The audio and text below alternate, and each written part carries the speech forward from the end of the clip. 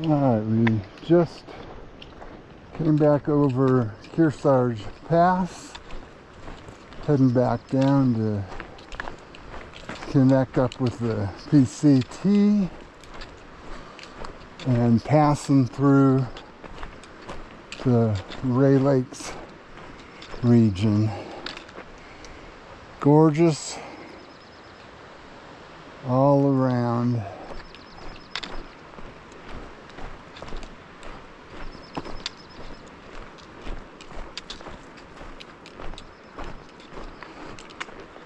Lakes down there.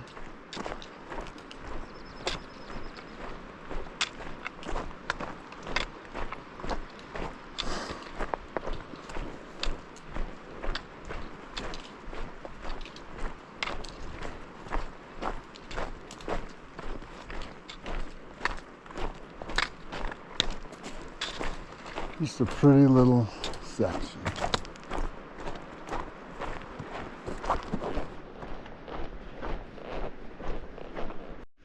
So you can see this little partially frozen lake down there on the way up to Glen Pass. It's our second pass of the day. We're going to be going up through that. It's about a mile to the top of the pass. And that'll be the last pass of the day.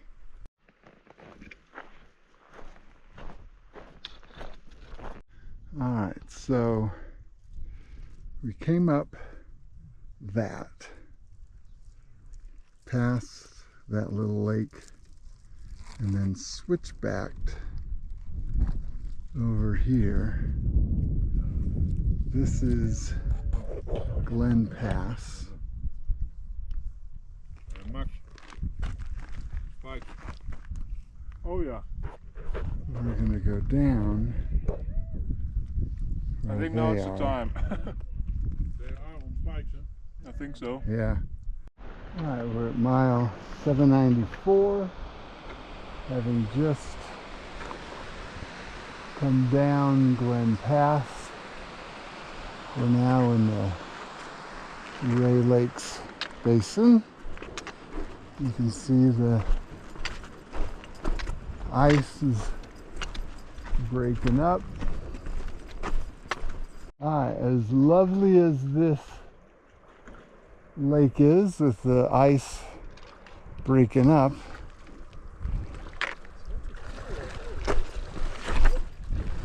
its outlet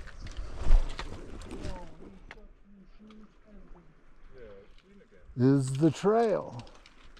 So you can see the ice still floating down. You can guess how cold this water's going to be.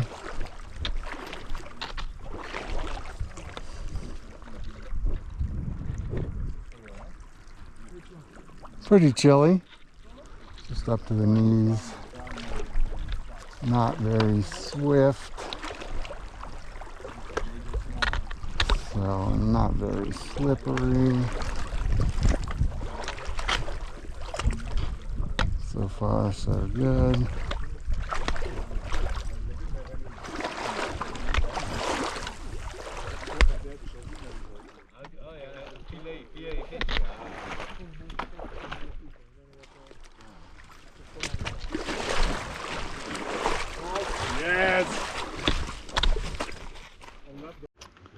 All right, for about an hour and a half, or I don't think it's been 2 hours, we held up here at the Ray Lakes Ranger Station while the thunder and lightning came, and it's been raining, not hard, but pretty consistent, and I'm kind of sick of waiting, so we're gonna hit it and go down maybe 6 miles at least, a couple hours, and at most 7.5, something like that, to get to the campsite that we were originally planning before heading uphill. All right, we've got another milestone. 800. 800. So this is a welcome relief. We've been stream crossing in our shoes. So this will be nice to bounce along one person at a time on bridge. So just to give you an idea, it's a bit of a bouncy bridge. Max is going across next, taking some pics. You see it kind of moves around a little bit.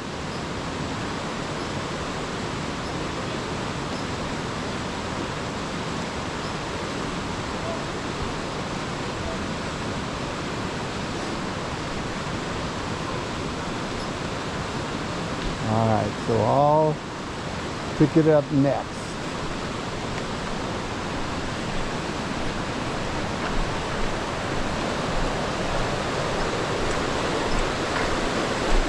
Yeah, it bounces around a little.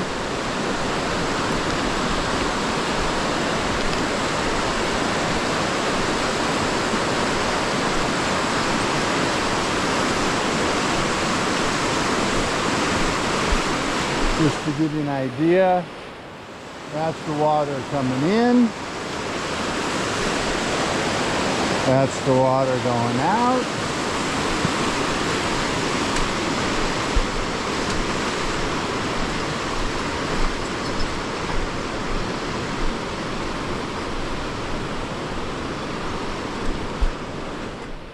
So it is a bouncer.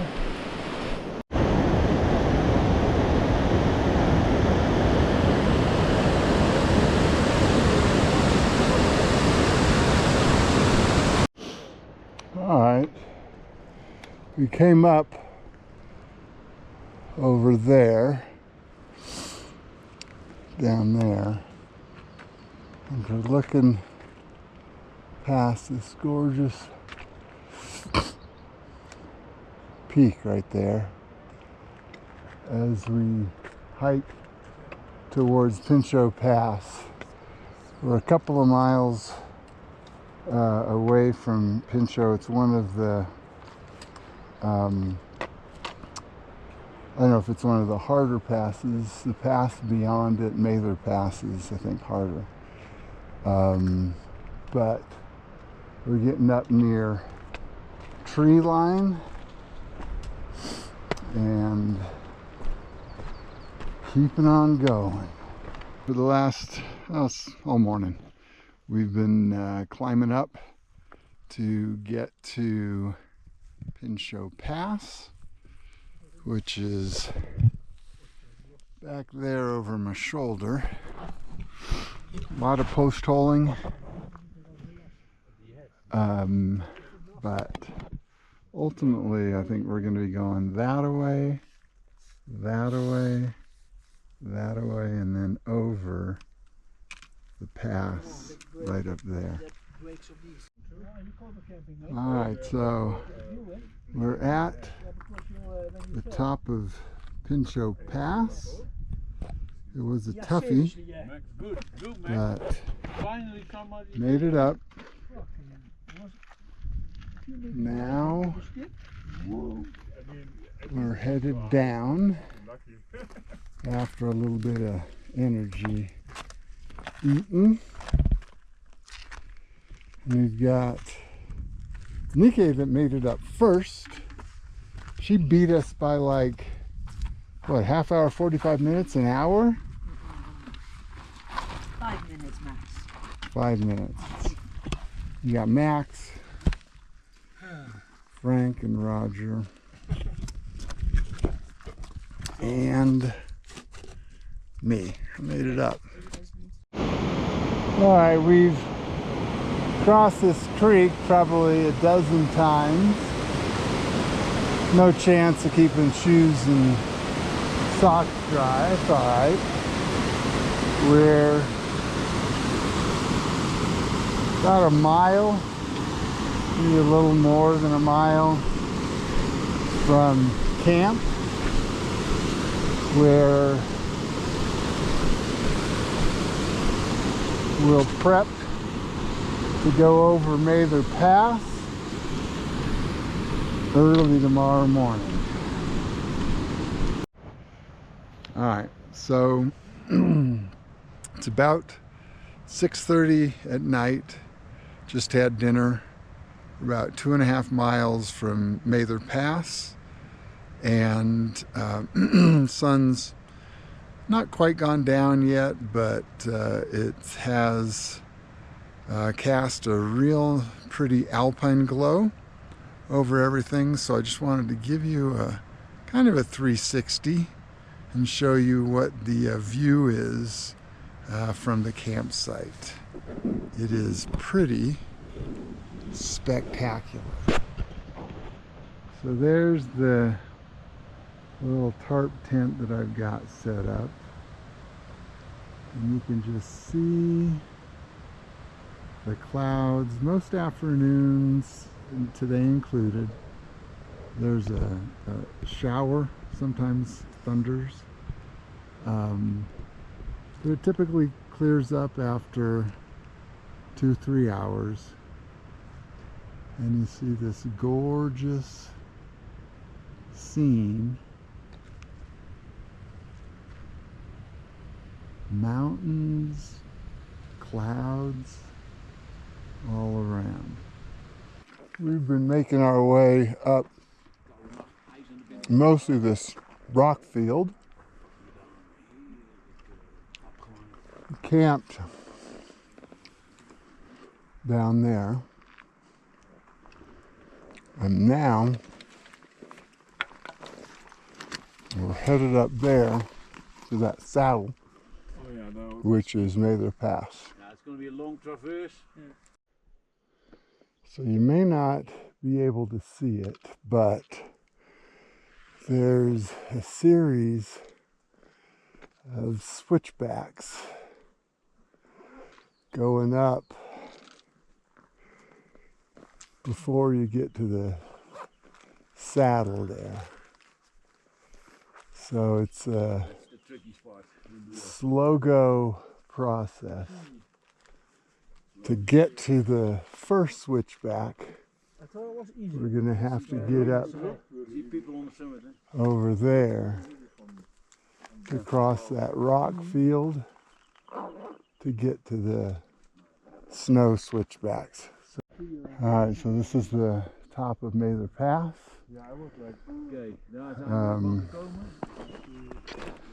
Basically, other than the rocks, you're following a boot path that traverses back and forth across these switchbacks, but it is, as you can see, pretty exposed. But we started at 6 o'clock in the morning from down there and froze a little overnight, which is what you're looking for, so that your micro spikes and trekking pole tips dig in and have some firm grip. So we're going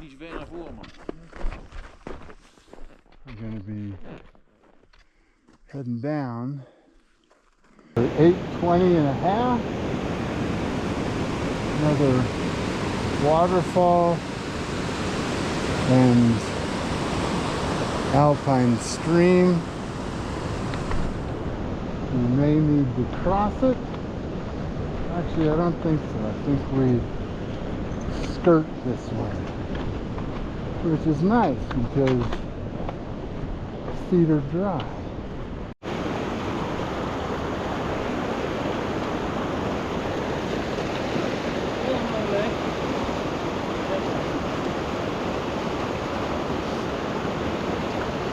Alright, we're shooting for dry feet here. We'll see.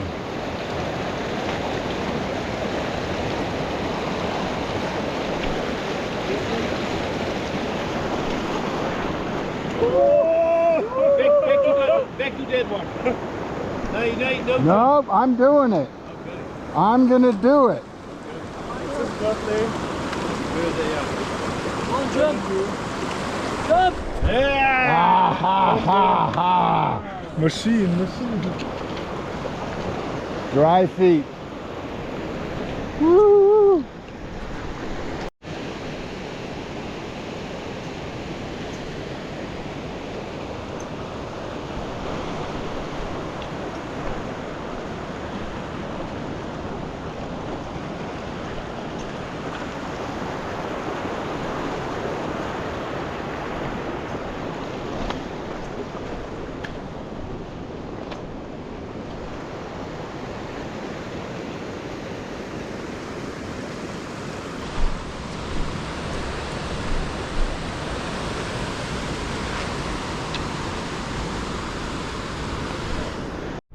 Mile 822 and a half. We're headed down into this valley here.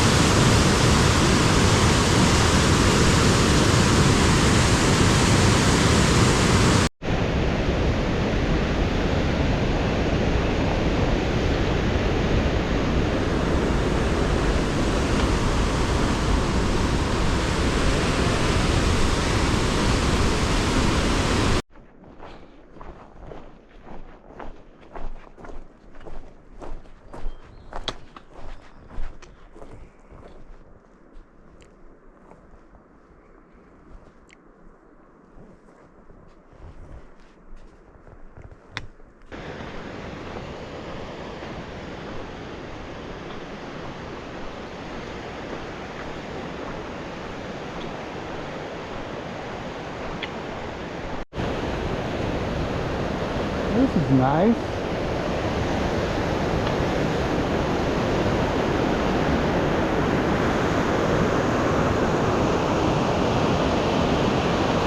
We're going up Muir Pass today. It's the kind of second to the last big pass.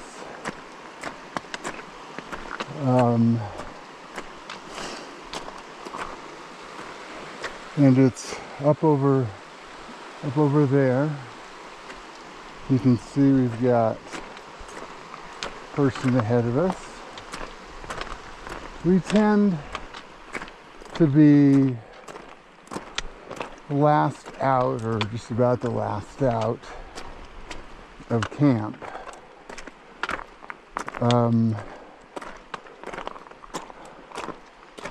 We're relatively fast hikers. We tend to catch the early birds at the top of passes or just after.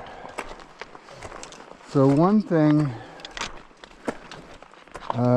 strategy that everybody has is you climb up to the tent site right before the pass, so that you hit the pass when the snow is frozen and your microspikes can bite better and there's less post holing from the melted snow. Disadvantage of that approach that everybody really lives with is that you're climbing at the tail end of your day, after you've already ascended a pass, gone down, and you start climbing again. So it's a strategy that works, but it kind of makes you work for it at the end of your hiking day. So we tend to do things a little different than a lot of the folks that follow the typical path. We often will look for rocks and go up a bit more of a mountaineering sort of approach. Not the only ones, but something that's a little different. So push to the pass. Coming up to the top, where not quite actually the top, but where Muir Hut is, and as predicted, we catch people at the top. So here's the hangout. So down from Muir Pass,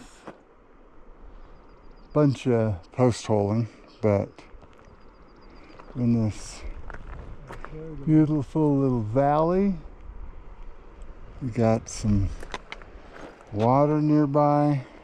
The trail stays on the left side of the lakes. On the left of the lakes. All right, so we've got another milestone. We're halfway through California and still walking. Lovely Sierra meadow and pond or lake.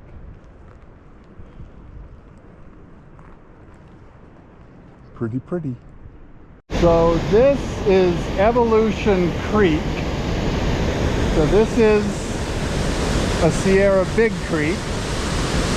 We crossed this Evolution Creek, not here, at a safer spot, about a quarter of a mile up.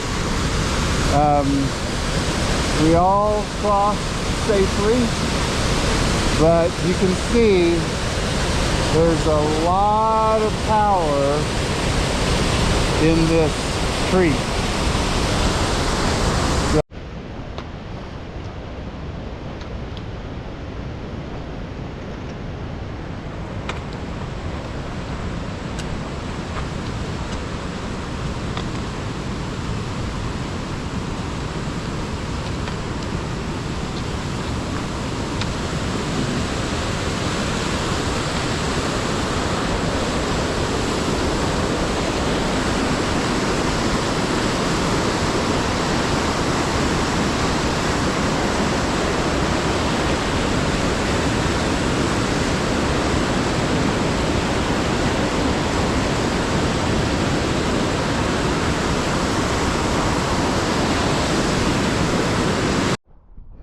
Mile 866.8 at a mile and a half before Selden Pass.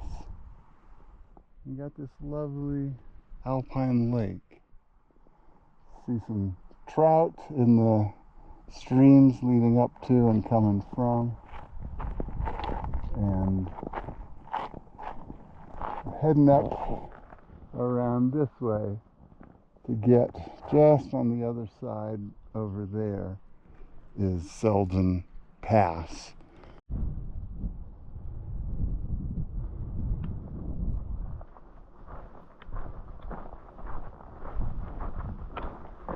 So this is Selden Pass, the last of the kind of big Sierra passes. Pretty snow-free, and let's see what the other side looks like.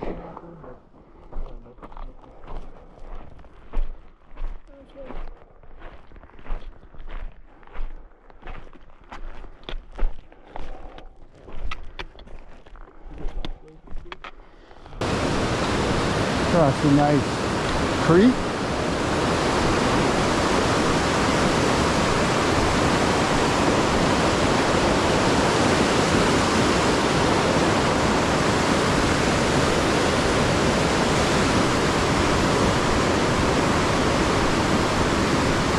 So it's about a little before 8 o'clock in the morning, headed in towards Vermilion Valley Resort, aka VVR. We're gonna catch a little water ferry to go across Lake Edison, and the walk today was less than 10 miles. I think it was 8 something like that. So we would call that a Nero, low mileage day into a resupply. Got a cute little bridge going into VVR. Turns out ferry isn't running today. Water's too low. So having to walk in another, I don't know, 7 miles, maybe a little less.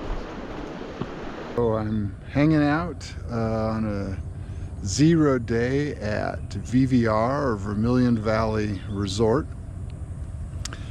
I just got a nice big breakfast and showered up a little bit, so I look a little less beat up and trail worn.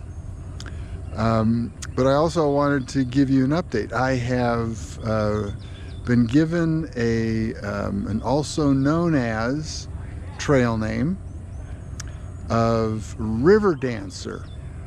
So backstory on the River Dancer, I would estimate about 80, maybe 85% of the time I cross rivers successfully, whether over logs, whether rocks. Sometimes there are no makeshift bridges and just have to slog through the little creeks and rivers and stuff. But let's say there's a 25% of the time that I'm going across a makeshift bridge, things don't go quite as planned. A little slip there, a little hang up here, and sometimes I can end up doing a little impromptu ballet or a river dance, trying to get through the river. And I'll tell you a really quick story. One of them, makeshift log, a series of logs across a river, and was walking across it, and I got about, well, it wasn't even a river, it was actually a little stream. It was maybe a 8-foot wide, maybe 10-foot wide stream, something like that. So I got all the way across the makeshift log bridge until I stepped down to the bank on the other side. My foot slipped out from under me. I lost my balance, and the weight of my pack threw me backwards, and I ended up in the creek, back in the creek, arms and legs kind of flailing around like an upside down turtle. My water bottle goes down the creek. My GoPro starts going down the creek. All of this while my trail buddies were roaring in laughter from the other side of this stream. So after that and other similar enough episodes, they've given me an also known as River Dancer. But that name only applies when I'm touching water.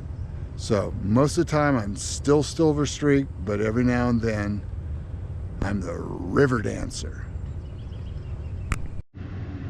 So it's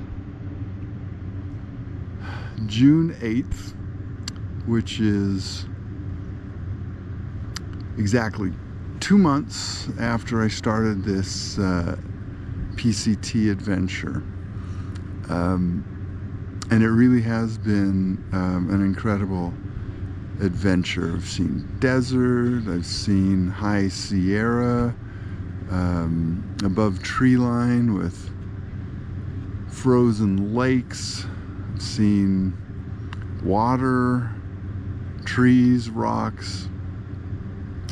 I was looking for an adventure, and I definitely have gotten that. There have been days where I felt dead tired and needed to push on through.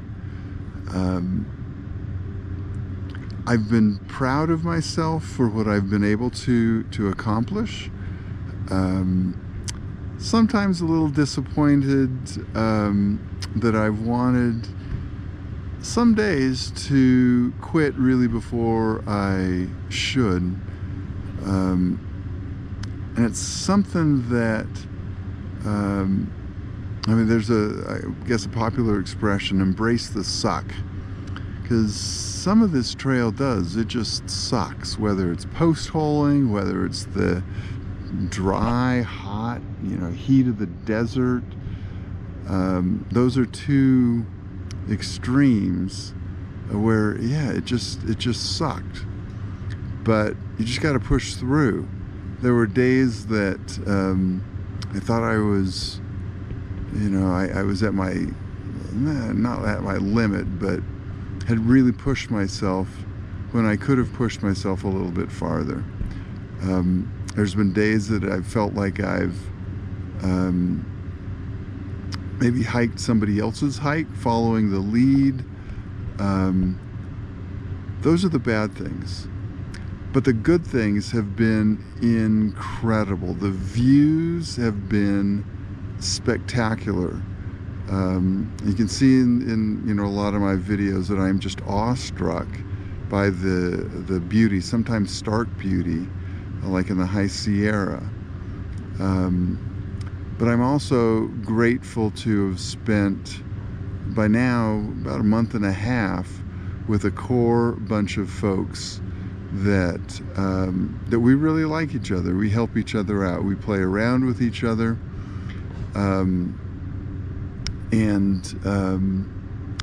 Right now, as I'm recording, I'm actually watching one of the core group, Miss Info, leaving the trail. She just got picked up at VVR and is leaving the trail because she just wasn't having fun. But the other core, which includes Frank and Roger and Max Fastlane, Nike, and me, we're really a pretty tightly bonded group. Not sure what it's going to be like for us after Tuolumne Meadows in about 4 days or so, but it has been an awesome, and I'm expecting it to continue to be an awesome experience. I've covered over 880 miles in those 2 months. So more to come, lots more to come. No significant thoughts about the trail other than I'm awed by it and humbled by it, because it's tough, but wouldn't rather be anywhere else. I'm grateful most of all to my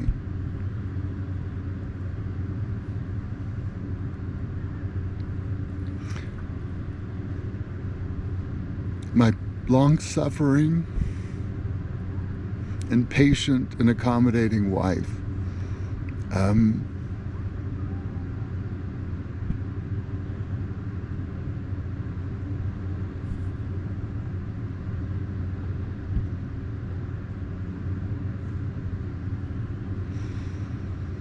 I couldn't have done it without her. And she's not just my trail angel. My group has, she's helped my group out with resupplies, with drives to various trailheads. She's served meal requests on demand.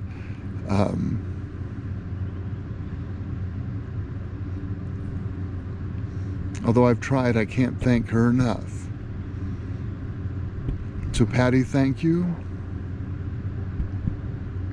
for making this part of my dream come true.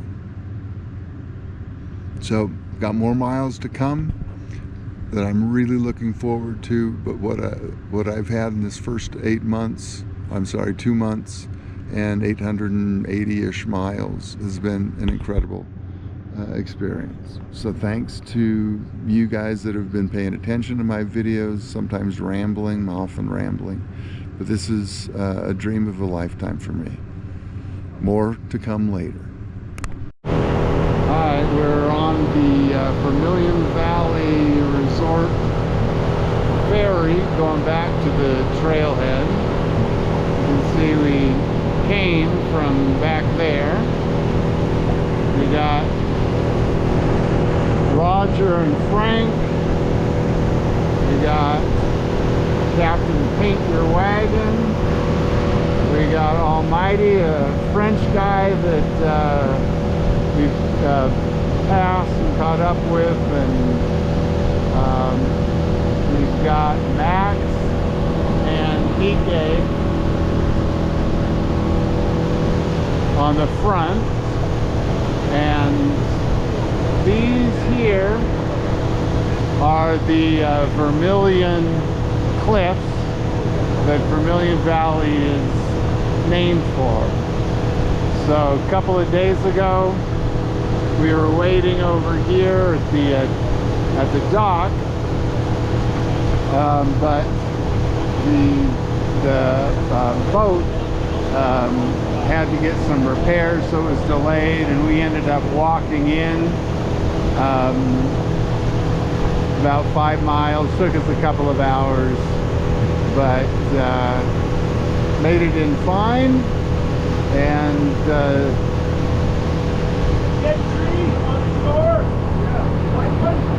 so today we're shooting to get past Silver Pass, which is about 6 miles, maybe do about a 15 or 16 mile day. So looking forward to a few days connecting up with my trail angel at Tuolumne Meadows, and doing a hike with her and my daughter Christina. Alright, we're at mile 883. You can see this cool waterfall cascade. Alright, we got Silver Pass coming up in about a mile. Right up there.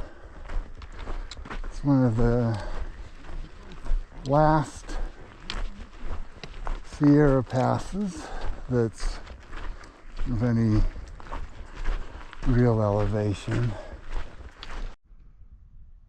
So we came up Silver Pass, past Silver Pass Lake right down there. Came right up there. Some ziggy-zaggy stuff. Mostly stayed on the rocks. So that's our lunch spot at the top of the pass, Silver Pass. And considerably more snow heading down for, maybe a mile, maybe a little less than that. We're about a mile from camp, having crossed Silver Pass where we had lunch, and just another gorgeous Sierra scene. Alright, we're just past mile 892, looking at Lake Virginia. All right, we got another milestone.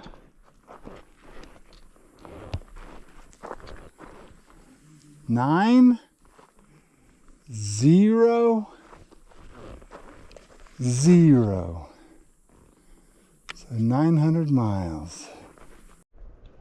All right, we're at mile 907.6, looking over the Devil's Postpile National Monument.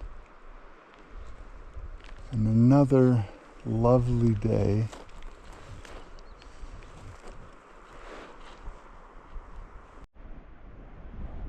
All right, so Devil's Postpile.